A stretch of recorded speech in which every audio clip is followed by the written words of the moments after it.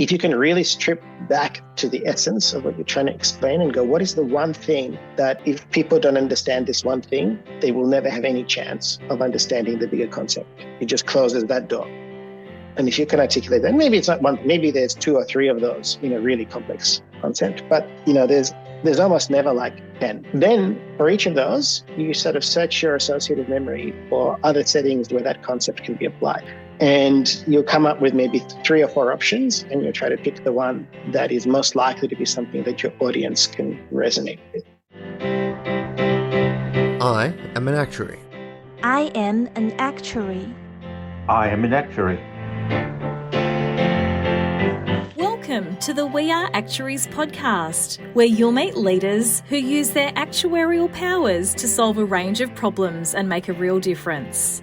I am your host, Julia Lessing, and I'm a qualified actuary based in Australia. I help actuaries develop communication and leadership skills to build great actuarial careers. So settle in, learn from the best, and be inspired. Hi everyone, today we're talking about analogies. How can analogies help us as actuaries to convey complex concepts? And how do you actually come up with a great analogy?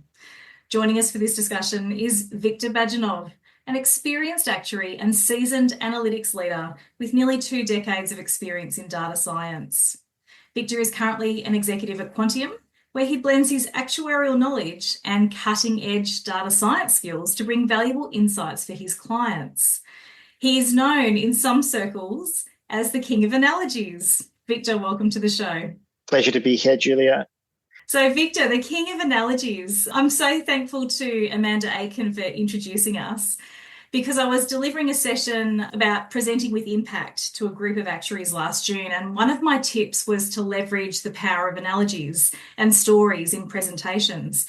And at the end of the session in question time, one of the participants said, "But how do you actually come up with analogies?" And I didn't have an answer on the spot, but Amanda was in the audience and she said, we should ask the King of Analogies, aka Victor. So she introduced us and here we are. So I'm really looking forward to hearing your tips and strategies about analogies today, Victor. But first, how do you use your actuarial superpowers to make a difference in the world? Great question. So look, I think the real superpower of actuaries is the ability that we have to turn kind of squishy real world problems into problems of hard maths and science and logic, and then to translate the solutions to the technical problems back into the world of, squishy real world applications. And, I try to use mine wherever I can to stop bad decision making. Yeah, right. Stop bad decision making. That's a pretty important superpower. I agree. Yeah. And it's not always easy to apply. And it's, it's often overlooked. I think when people ask what actuaries good at, everyone says, well, the maths and the numbers. Yeah. But actually, I think there are a lot of other professions that are really good at those things.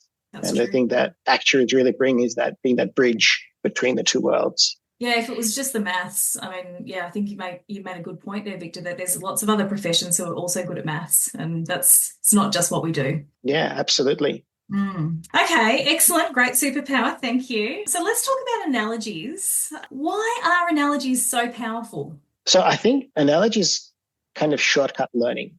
So when you think about learning a new skill or understanding a new concept, it's generally uncomfortable and takes a lot of effort. And recently, or maybe not so recently, I read a book, which I'm sure many of our listeners have heard of, which is Thinking Fast and Slow by Dan Kahneman. And he talks about 2 systems of thinking. One, which he calls System 1, which is intuitive and quick and effortless and fast. And one, which he calls System 2, which is effortful and slow and uncomfortable. And even cite studies that show that System 2 thinking uses up more glucose from your blood. So your brain is actually consuming more food, and they can measure it through pupil dilation and things like that. So pretty fascinating science. But I think it resonates really well. And I think everyone has experienced that poring over a problem and really struggling to get something and wanting to stop. Right? Like that characteristic of System 2 is you want to stop. You don't want to keep thinking at that level.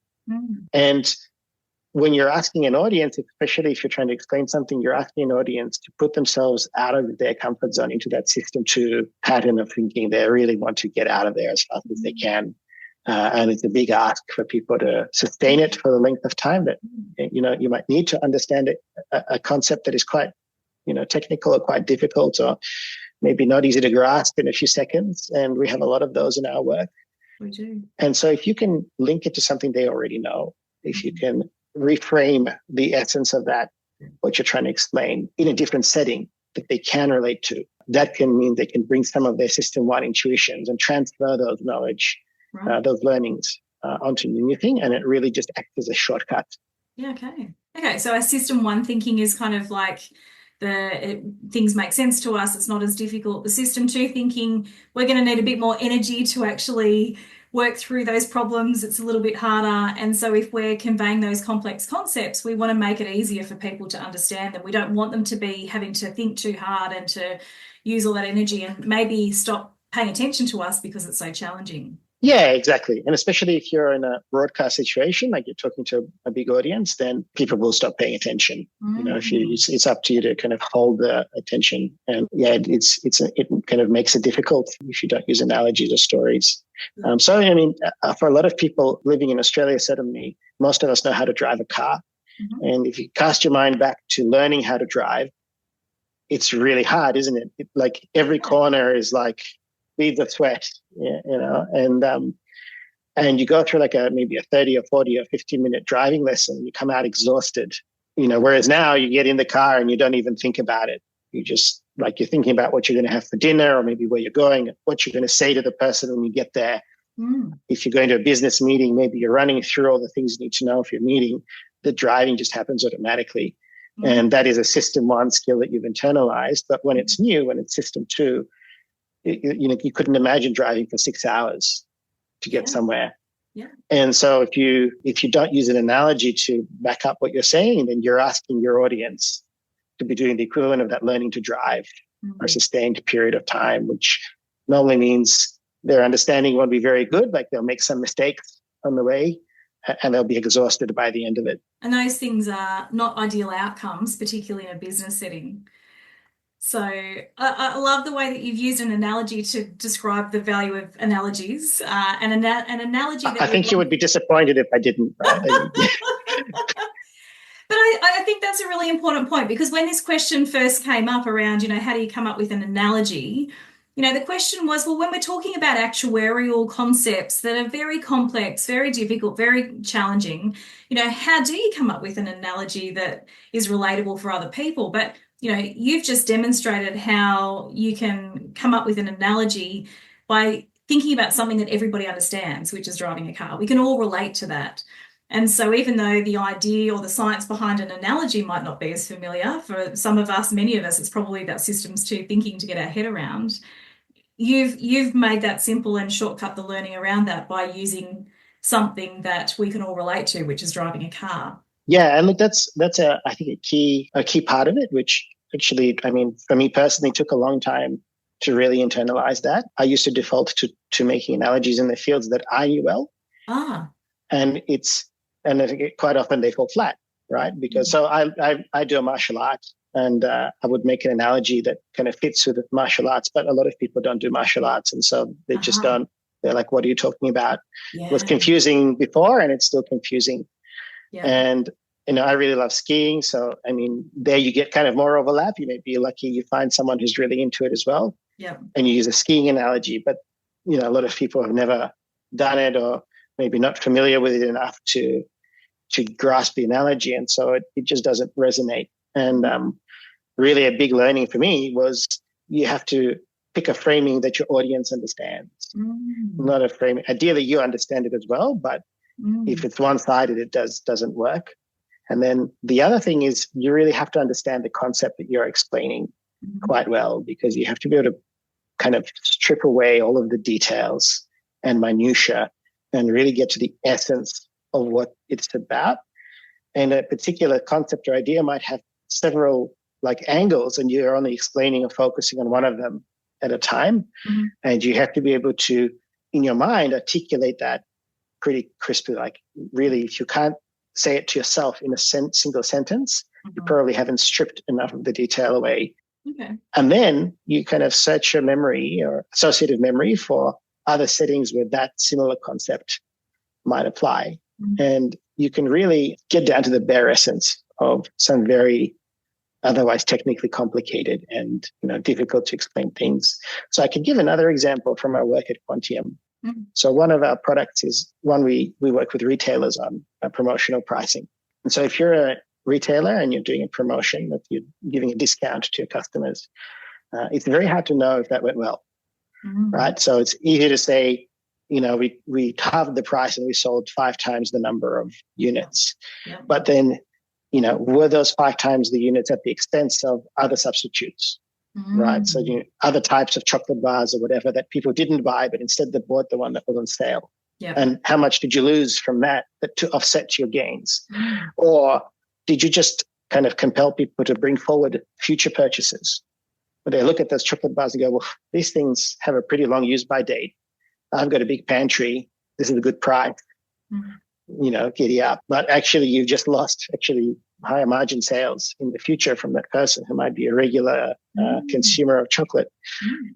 And it's easy to understand the concept intuitively. It's very hard to put a number on those. Yeah. And so, we have a solution for that, which is very technical. So it involves machine learning to forecast the volume of sales. Yeah. We put in all the pricing and kind of everything as features so that we can then simulate what would happen if we ran this promotion, or if you had the world with and without this promotion. Mhm. And, if you really went through one of those models, it's and even most actuaries would find it pretty difficult to get on the first pass. It is very complex. But a way you might explain it is the core essence of that is the simulation, is the ability to change a setting and see what would happen. So it's almost kind of like having a model supermarket with little people running around. Yeah. And then you can say, well, what if I put this price up or I put this price down? And in this context of the whole supermarket, what happens to more people? I can see they're diverting themselves from the other chocolate to get this chocolate. So then I can measure how many of those other chocolate bars did I not sell versus a scenario where I don't touch the price and I run a simulation and I see and I can compare those numbers. And so that's kind of easy for people to understand because everyone's been in a supermarket. It's easy and fun to imagine a miniature supermarket with little miniaturized people running at 10 times speed for simulation. Yeah. And it gets around the whole need to start talking about gradients and boosting models and incrementality calculations and things that are pretty dry and honestly not very interesting unless you're willing to spend a week kind of really delving into them. Yeah, that's going to be systems 2 thinking for a lot of people. Whereas going to the grocery store, I mean, most of us can relate to that. That's even as I'm listening to you talking about this chocolate challenge, and I'm a chocolate consumer myself, I can imagine myself being in the supermarket and looking at the different prices and, that one's on sale. And it's something that's very relatable to me. And so I can follow the story because it's relevant and it's relatable and I can picture it. Whereas if you started talking about some of the finer details of the model that you've got behind that to do your calculations, I think you'd probably lose most people very quickly, even though that's what you're doing. That's your work or that's your team's work. That's the bit that you're close to. Yeah, absolutely. And you owe it to yourself to really know your own work very well. I think most of us would agree you're doing yourself a disservice if you don't do that. But you don't want to force your clients to learn to understand your work very well. I think you would be kind of maybe expecting a bit much from them.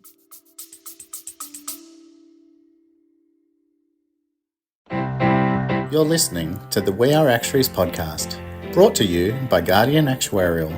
For more information about our guest and today's episode, head over to guardianactuarial.com.au/podcast. Yeah. And but I think it's a common trap that a lot of us fall into when we're trying to convey our results is we start with a story about what we've done. We want to take our audience on the journey, but that's not always the best way to convey that message. It's not always going to be the way to keep our audience and, for our message to land. So it's a great example. So what other examples can you share about powerful analogies in business? I'll share another one, which is less technical. because I've got lots of technical ones, but I mean, even for an actuarial audience, I think we'll lose people if we start talking about some of those things. So another one that came up recently for us at Quantium, we're in the middle of performance review season, or actually just coming out of it. And whenever you're doing that kind of thing, you always get a situation where you're comparing two people, right? Whose performance is better, person A or person B. Mm-hmm. And so we had one situation where a person had really kind of turned a project around through some amazing application of skill and effort, like really snatched victory from the jaws of defeat, that kind of thing. And another person who's the person B, the comparison, they kind of just calmly delivered on time and on budget. And there wasn't really a big story to kind of tell around the campfire at the end of the year, but everything just kind of got done. Mm-hmm. And people naturally went, well, this person is just the first person A has just demonstrated this almost superhuman ability to save projects, and therefore they must be really good. And so I said, look, that's true. I mean, definitely a better story than if they had failed to save the project and it had crashed and burned, right? But imagine that, let's take a car analogy. Imagine that you're the passenger in a car and this person is driving and the car hits a wet corner and spins out of control. And then through amazing application of skills and, fast reflexes, they managed to get the car back into the lane and kind of handle the skid. I mean, that's a great story. You'd come out of it and go, wow, that person's a good driver. Like they got those rally skills going and no question. Must be a good driver. Must be a good driver. And then another time you're with person B and they just go into that corner a bit more slowly and the car doesn't skid and you get to where you're going and there isn't a story at the end. Which car would you rather be in? And interestingly, everyone agreed that the rally driving display of skills is impressive, but no one wanted to be in the first car. No, terrifying. Yeah. And so I think if you break it down academically, there is a common bias in organizations to kind of overweight heroics and dramatic interventions as an indicator of performance versus just kind of slow and steady preventative performance where nothing goes wrong because you're out ahead of it. And, you brake slightly before the corner so that you don't skid, so that you don't have to then have really good reflexes and kind of skid handling skills to survive. And that tends to get underweighted.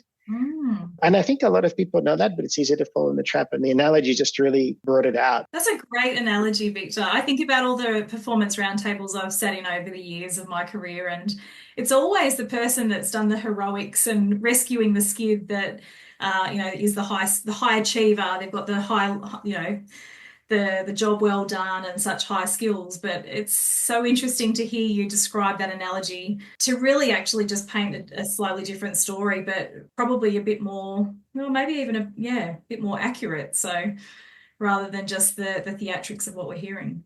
By all means, like analogies work on everything. They don't just work on technical or difficult to explain concepts.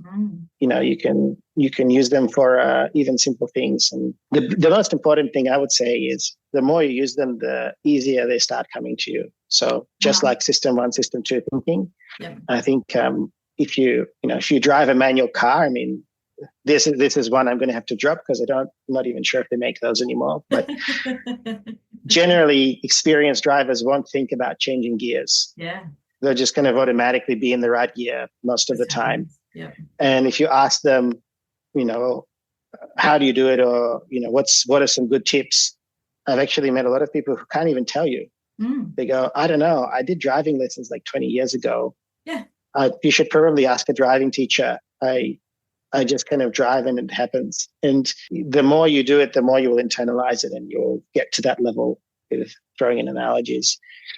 So people ask me, what's a really impactful analogy that you've made? And it's a bit like saying, if you're driving a car, when was the time you used the gear change to really good effect? And you go, I don't know. I don't even remember those times. I just think about where I'm going really, and I kind of a bad analogy is like a warm beer. It's disappointing at the time, but very quickly forgotten and easy to move on from.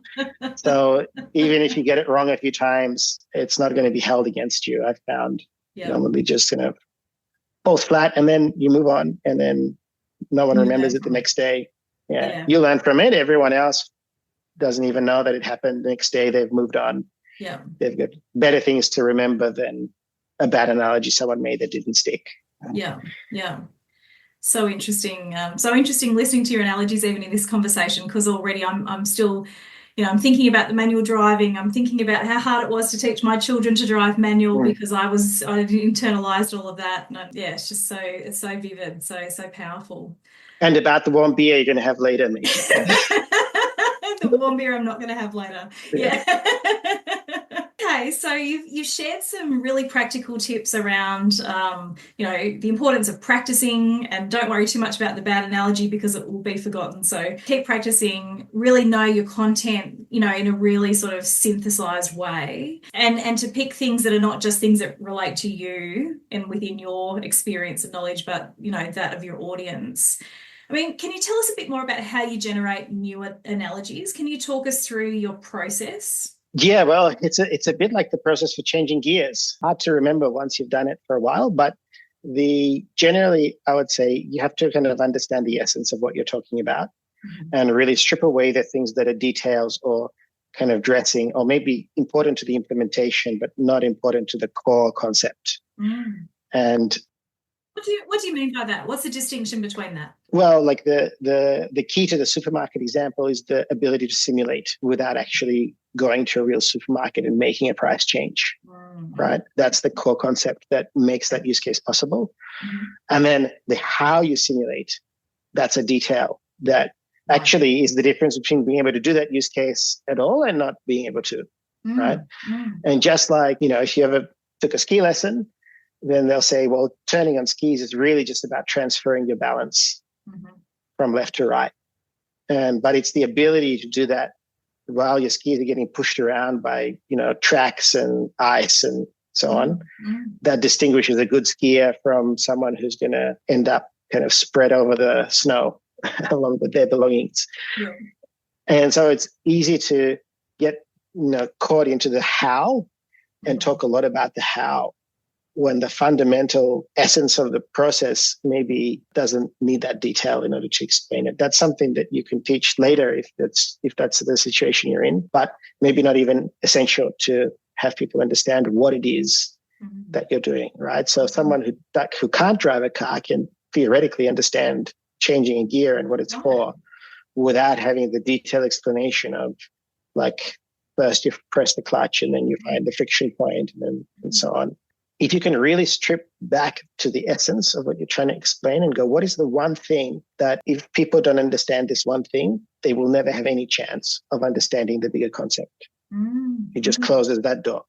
And if you can articulate that, maybe it's not one, maybe there's 2 or 3 of those in a really complex concept, but there's almost never like 10. Then for each of those, you sort of search your associated memory for other settings where that concept can be applied. And you'll come up with maybe 3 or 4 options, and you'll try to pick the one that is most likely to be something that your audience can resonate with.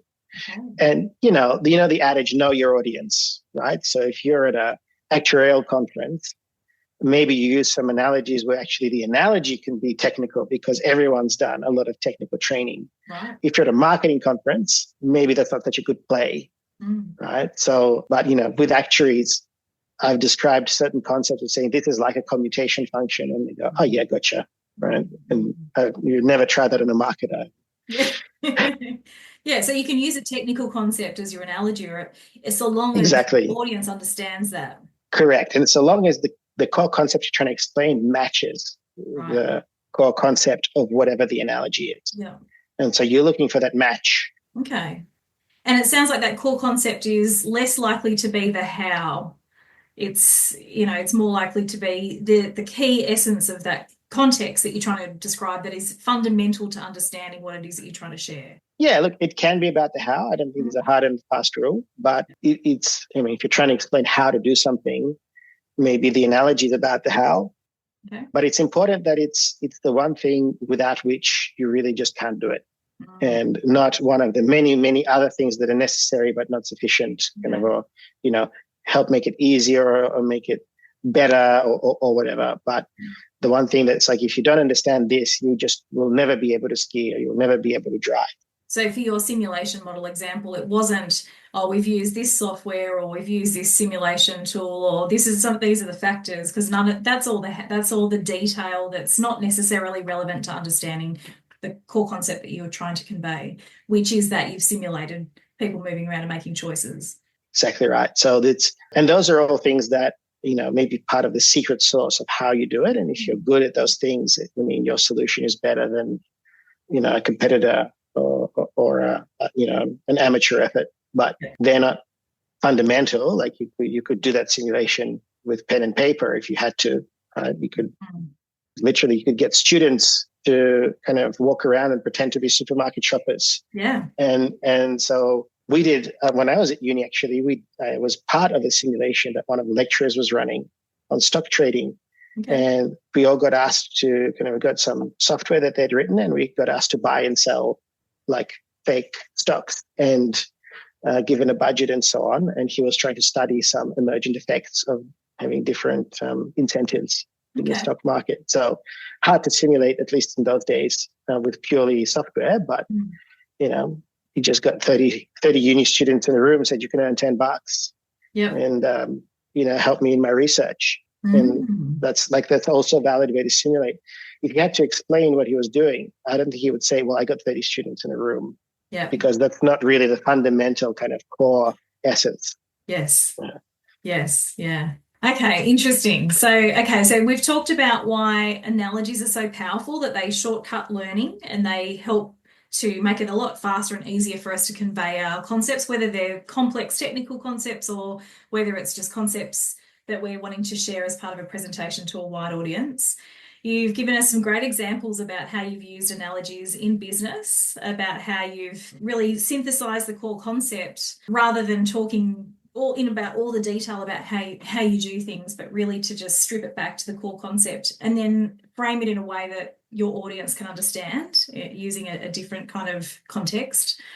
And you've talked about your process of generating new analogies as well, which has been really interesting, and along the way have shared a lot of analogies. So thank you for that. But Victor, I want to finish our conversation today with one question, and it's this. What's your top tip for actuaries wanting to effectively use analogies at work? So I think the top tip is just do it.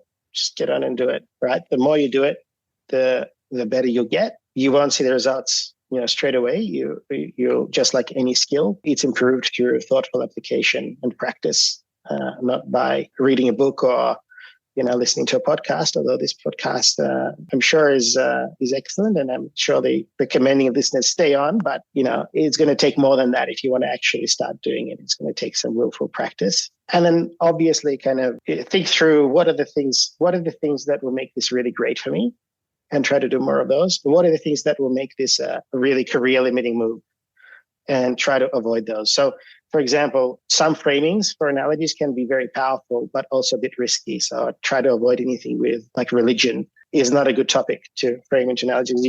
It's only a matter of time before you offend someone and get in trouble. And so there are lower risk propositions that you can use. But then, if you do that a year from now, you look back and go, don't understand why this was ever difficult.